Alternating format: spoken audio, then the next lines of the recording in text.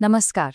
चलिए आज इतिहास के एक बहुत ही शक्तिशाली प्रतीक की बात करते हैं, बर्लिन की दीवार। सोचिए, एक ऐसी दीवार जो रातों रात खड़ी हो गई और जिसने एक शहर को ही नहीं बल्कि पूरी दुनिया को बांट दिया। और ये कहानी शुरू होती है एक खास तारीख से, 13 अगस्त 1961। बस एक सुबह, कुछ ही घंटों में बर्लिन शहर की तस्वीर हमेशा के लिए बदल गई। जरा सोचिए उस रात के बारे में। आधी रात को अचानक सड़कें उखाड़ी जाने लगीं, कंटीले तारों की बाड़ें लग गईं और हर तरफ सैनिक और पुलिस का पहरा। एक ही झटके में पड़ोसी एक दूसरे से कट गए, परिवार बिछड़ गए। जी हाँ, रातों रात बर्लिन के बीचों बीच एक दीवार खड़ी हो गई जो सिर्फ एक शहर को नहीं बल्कि पूरी दुनिया को दो हिस्सों में बांट रही थी। तो सवाल ये उठता है कि आखिर ये सब हुआ कैसे? कैसे एक पूरा शहर रातों रात बट गया? चलिए, इसी चौंकाने वाले और अचानक बंटवारे को समझते हैं, जिसने शीत युद्ध के वैचारिक मोर्चे को और भी मजबूत बना दिया। शुरुआत में जो कंटीले तारों की बाढ़ थी ना, वो अगले 10 सालों में धीरे धीरे एक मजबूत कंक्रीट की दीवार में बदल गई और इसी को दुनिया ने जाना बर्लिन के दीवार के नाम से। एक ऐसी दीवार जिसने बर्लिन को 1961 से 1989 तक भौतिक और वैचारिक दोनों तरह से बांट कर रखा। लेकिन सबसे बड़ा सवाल तो यही है कि आखिर ये दीवार बनाई ही क्यों गई? क्या जरूरत आन पड़ी थी? इस क्यों का जवाब जानने के लिए हमें थोड़ा पीछे जाना होगा, द्वितीय विश्व युद्ध के अंत में। तो हुआ ये कि द्वितीय विश्व युद्ध के बाद जीतने वाले देश अमेरिका, ब्रिटेन, फ्रांस और सोवियत संघ ने जर्मनी को कंट्रोल किया। प्लान तो ये था कि ये सब अस्थायी होगा, लेकिन पश्चिमी शक्तियों और सोवियत संघ की सोच में जमीन आसमान का फर्क था। नतीजा, जर्मनी दो हिस्सों में बट गया। एक तरफ बना पश्चिमी जर्मनी और दूसरी तरफ सोवियत संघ ने बनाया पूर्वी जर्मनी।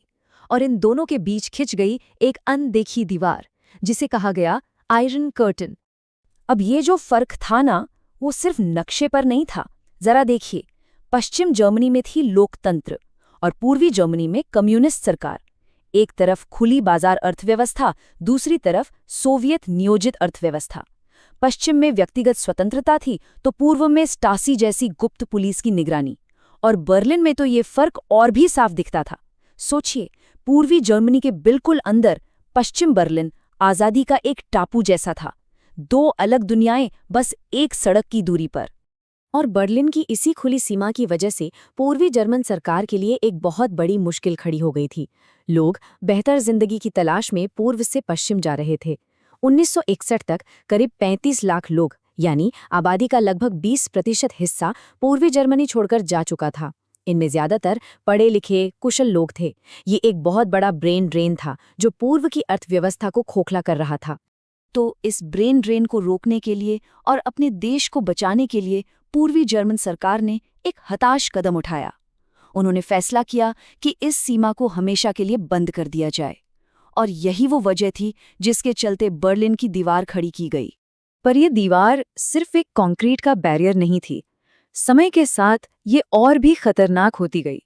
ये एक ऐसी जटिल और घातक किलेबंदी बन गई जिसे एक बहुत ही डरावना नाम दिया गया, द डेथ स्ट्रिप। देखिए ये कैसे विकसित हुई। शुरुआत हुई कंटीले तारों से, फिर आई 3.6 मीटर ऊंची कंक्रीट की दीवार जिसके ऊपर एक गोल पाइप लगा दिया गया ताकि कोई चढ़ ना सके। इसके बाद नुकीली कीलें, खूंखार कुत्ते और यहाँ तक कि लैंड माइन्स भी बिछा दिए गए। और इन सब के बीच थी द डेथ स्ट्रिप, एक 100 मीटर का खुला मैदान जहां से बचना नामुमकिन था। साफ है, इसका सिर्फ एक ही मकसद था, लोगों को बाहर जाने से रोकना, उन्हें अंदर कैद रखना। लेकिन इतने खतरों के बाद भी आज़ादी की चाहत को रोका नहीं जा सका। लोगों ने भागने के ऐसे ऐसे तरीके निकाले जो सुनने में फिल्मी लगते हैं। करीब 5,000 लोग कामयाब भी हुए। किसी ने सुरंगें खोद डाली तो कोई नहर तैरकर पार कर गया। कुछ लोगों ने तो गर्म हवा का गुब्बारा बना लिया और एक ने तो टैंक चुराकर दीवारी तोड़ दी।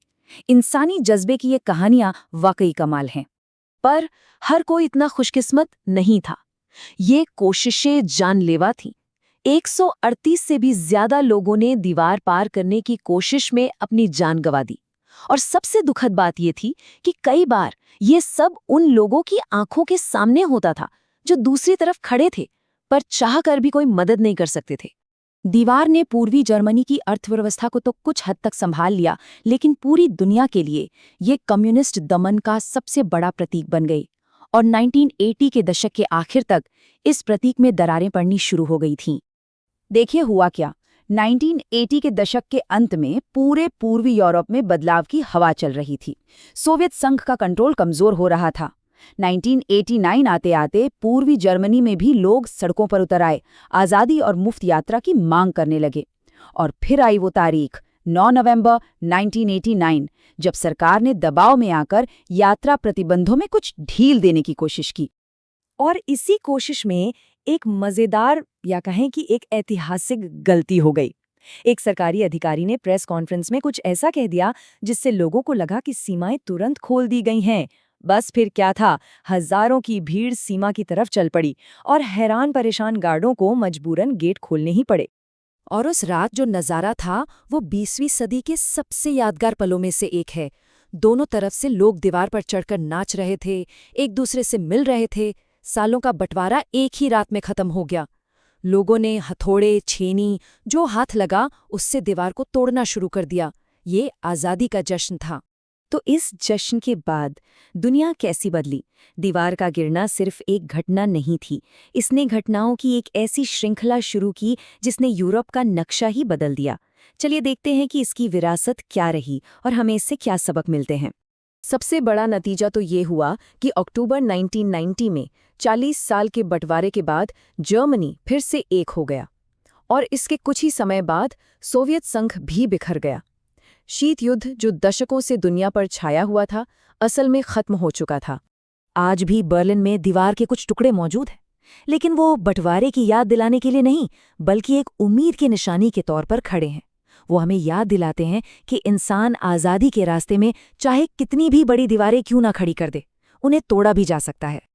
और यही बात हमें एक जरूरी सवाल पर लाकर खड़ा कर देती है। बर्लिन की दीवार की कहानी हमें ये तो सिखाती है कि बंटवारे की कितनी बड़ी मानवीय कीमत चुकानी पड़ती है और आज़ादी की चाहत में कितनी ताकत होती है। पर सवाल ये है कि आज के दौर में आज़ादी के रास्ते में कौन सी दीवारें खड़ी हैं?